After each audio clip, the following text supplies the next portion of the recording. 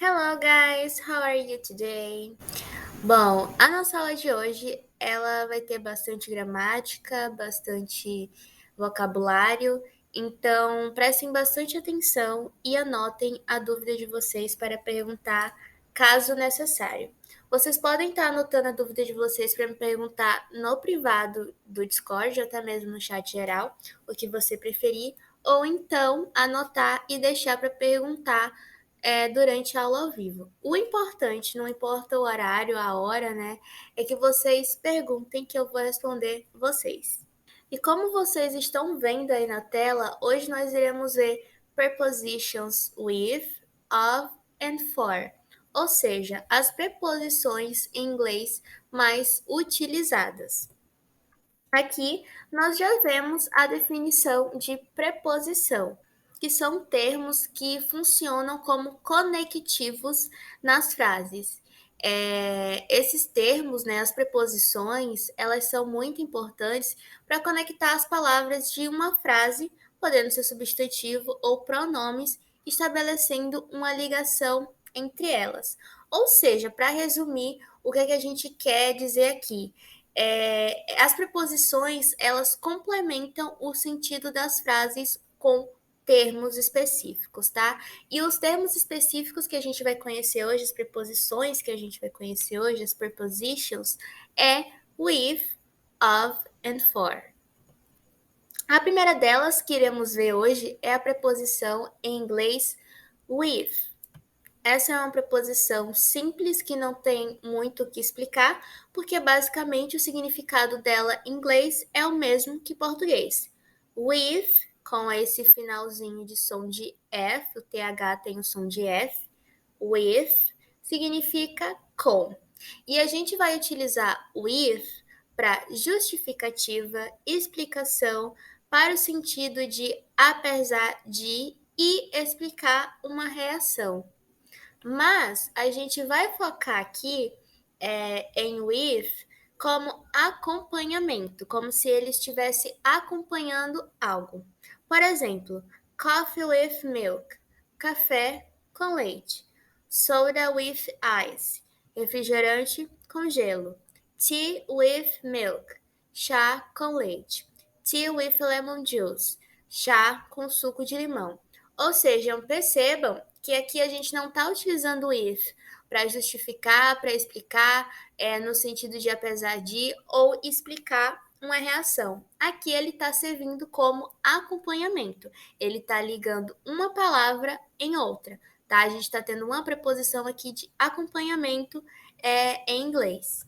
Cada forma que eu listei para vocês, essa partezinha de rosa que eu listei para vocês, é capaz de vocês verem mais no inglês intermediário, avançado ou até mesmo no básico 2. Mas como a gente está no básico do básico ainda, né, ou no básico 1, a gente precisa se atentar ao uso dessa preposição no mesmo sentido de português. Então, durante o meu curso, né, durante os nossos estudos, assim que vocês verem o if, ele vai significar com e vai ter o sentido de acompanhando algo, acompanhamento de alguma coisa, interligando uma coisa à outra, tá? Observem bastante os exemplos, porque vai ser com essa forma que a gente vai utilizar durante o nosso curso. Só que deve ter surgido uma dúvida para vocês, né, entre vocês, inclusive foi uma dúvida de uma aluna, que quando falamos de alimento, nós também utilizamos a conjunção and, que também pode significar com. Ela também pode servir como acompanhamento. E aí fica aquela dúvida, né? Qual delas utilizar? Qual delas é a correta? Enfim. Já enfatizando para vocês que as duas estão corretas. Só que quando utilizá-las corretamente? A resposta é que não há uma regra específica de quando utilizá-las. Cada caso deve ser aprendido no decorrer do tempo com convívio e estudo frequente. Ou seja, não há fórmulas prontas que sempre vão funcionar no inglês para poder prever uma expressão sem antes ter vivenciado, lido e etc. Ou seja, para vocês poderem aprender a utilização de and e with, vocês precisam estudar, praticar para vocês poderem ter noção de como utilizá-las. O que muitos perceberam ao longo dos estudos e foi passando de aluno para aluno, observem que isso não pode ser considerado como uma regra, é que o and é usado quando duas substâncias se misturam, mas não ao ponto de se tornarem uma outra coisa, ou seja, um outro tipo de alimento. A gente consegue visualizar ainda aqueles alimentos que misturamos. Por exemplo, bread and ham, pão com presunto. Quando a gente vê esses dois alimentos juntos, a gente consegue visualizar ali, né? A gente, quando mistura eles, a gente consegue visualizar. Então, a gente vai utilizar o and. E a mesma coisa de cereal and honey. A gente mistura aqueles dois elementos, aquelas duas substâncias, mas a gente percebe que ali ainda existem dois elementos. Então, quando duas substâncias se misturam, mas não ao ponto de se tornarem uma outra coisa ou outro tipo de alimento, a gente consegue visualizar ainda aqueles alimentos que misturamos, a gente vai utilizar a preposição, a conjunção and, perdão. Ou if, a gente vai utilizar quando aparece duas substâncias, geralmente líquidos, que se tornam apenas uma mistura, que não pode mais reverter. E o if também é comum nos casos que envolvem tempero ou molho. Por exemplo, fish with salt and vinegar, ou meat with pepper sauce, rice with cheese, outras substâncias que geralmente a gente mistura e não pode reverter, coffee with milk, tea with milk, e por aí sucessivamente. Então, é um macetezinho para vocês lembrarem. Quando a gente mistura duas coisas que não se podem reverter, né? Não se pode voltar à forma original, a gente utiliza o if. Quando a gente consegue visualizar os dois alimentos, a gente consegue retomar a forma original, a gente costuma utilizar and. Lembrando que não é uma regra, são só alguns recursos que a gente usa para tentar não errar.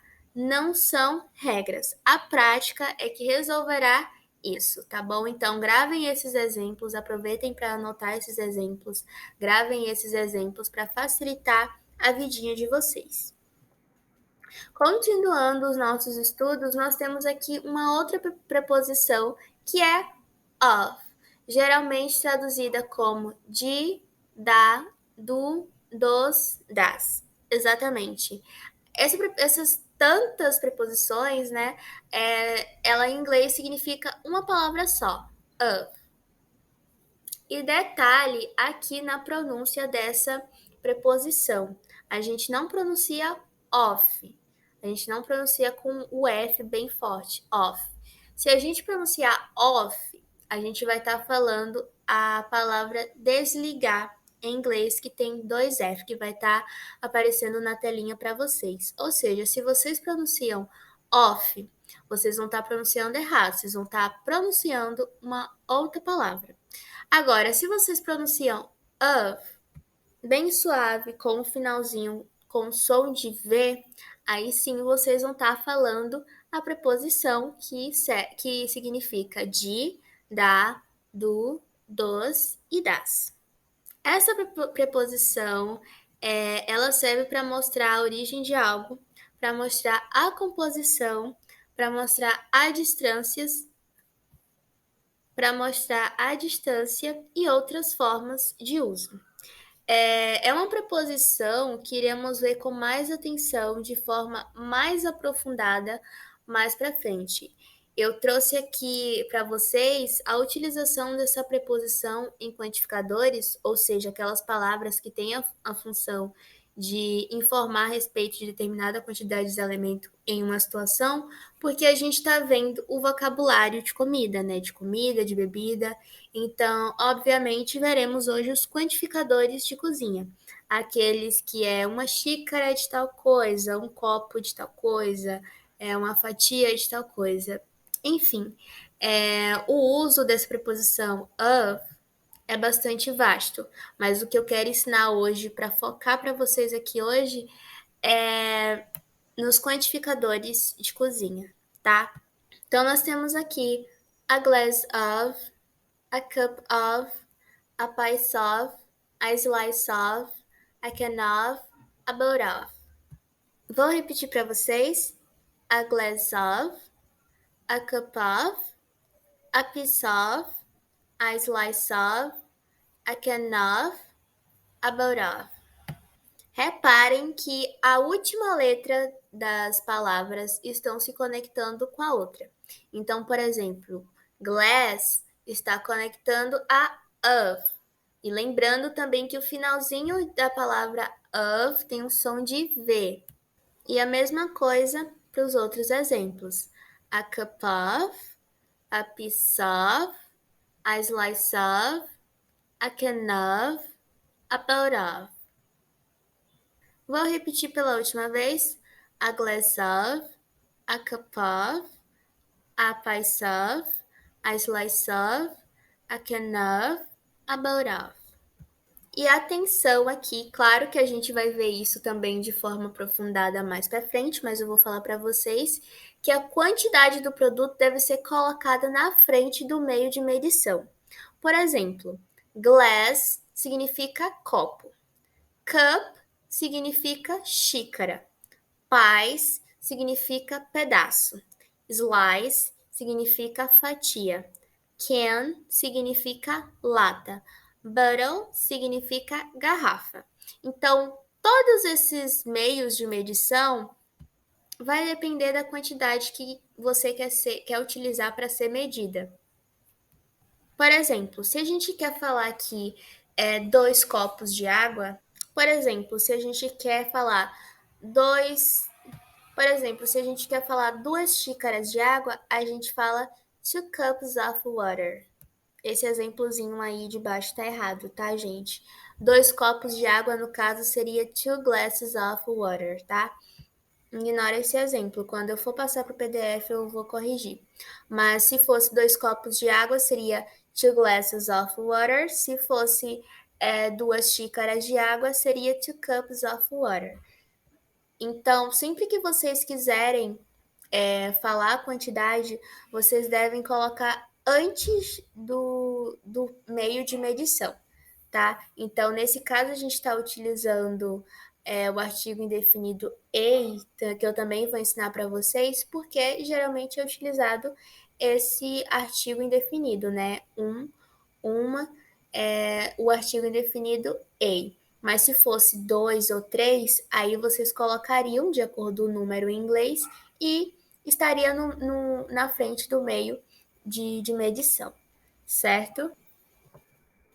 E temos aqui mais uma preposição que vamos ver de forma mais aprofundada mais para frente do curso, mas que já adianto para vocês que é bastante utilizada para indicar que ajudou, beneficiou alguém com algo, para esclarecer que algo traz benefício, né? Alguma coisa traz benefício, para indicar a duração de algo ou para indicar o propósito ou objetivo ou a marcação de compromisso.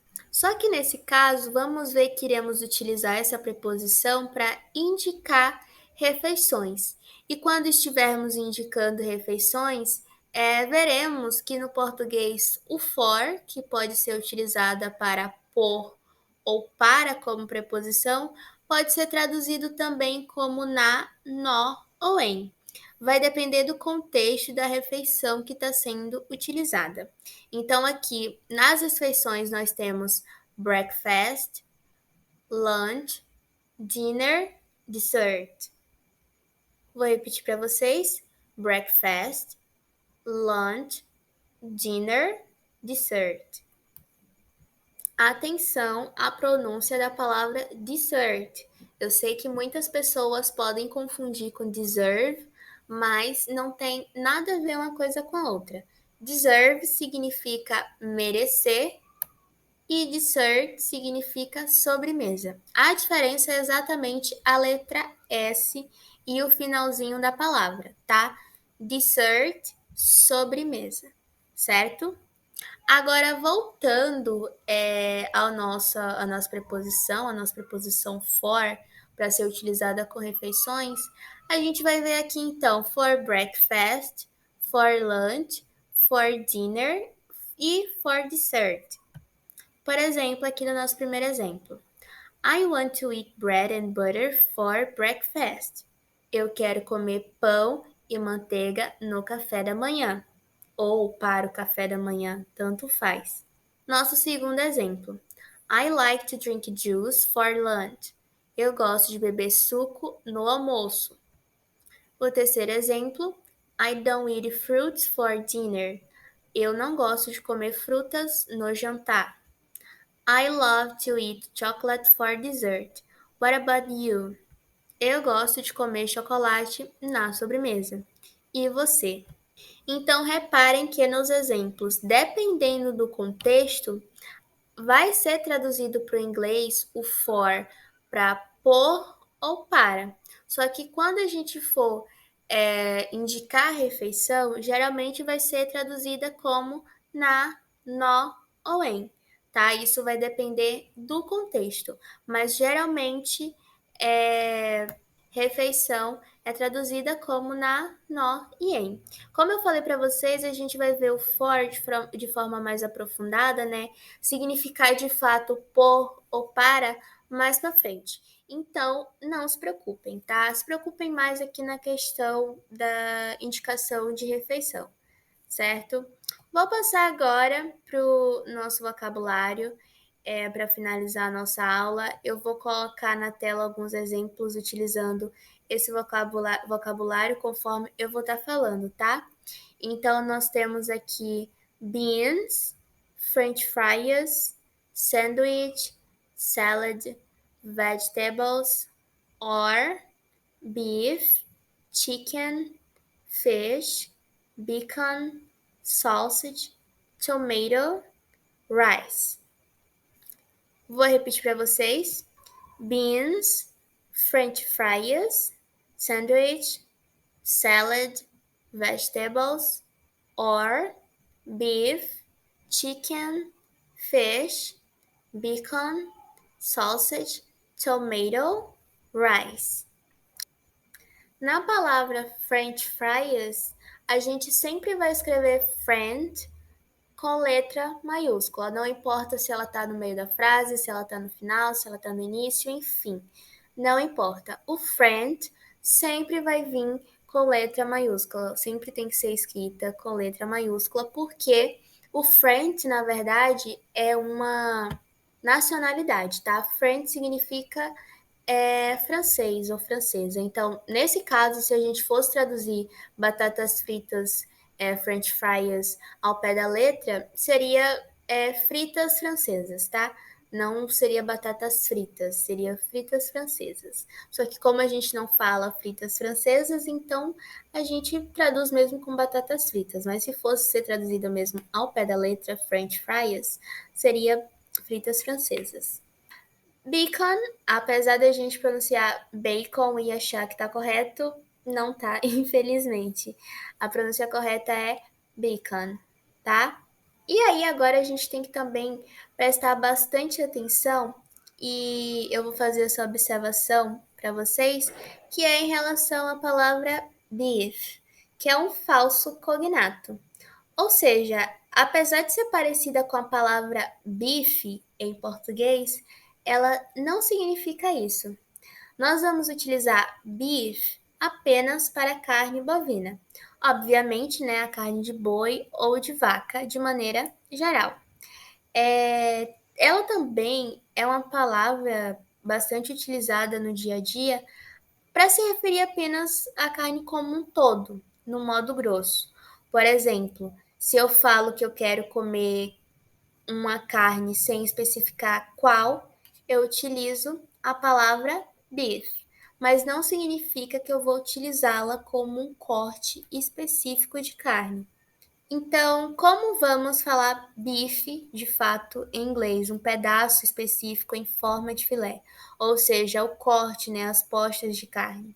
A gente utiliza a palavra steak. Então, sempre que vocês quiserem se referir ao bife de fato, vocês utilizam a palavra steak. E também temos a palavra meat, que vocês já devem ter visto, né? É uma palavra que serve para qualquer tipo de carne. Ela é uma maneira bem abrangente de frango, de boi, de porco, de peixe, cordeiro e etc. Então a gente tem essas três diferençazinhas aí para vocês que vai estar aparecendo na tela durante eu for explicando, tá? Conforme eu for explicando. Então, eu tenho aqui beans, french fries, sandwich, salad, vegetables, or beef, chicken, fish, bacon, sausage, tomato e rice. E foi essa a nossa aula de hoje.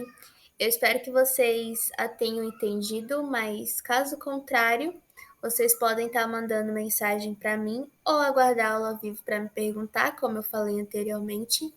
Muito dessas preposições nós vamos ver melhor futuramente com exemplos de frases, tá? A gente vai ver de forma mais aprofundada. Essas formas de utilização que eu expliquei para vocês são algumas exceções que alguns alunos acabam esquecendo, tá?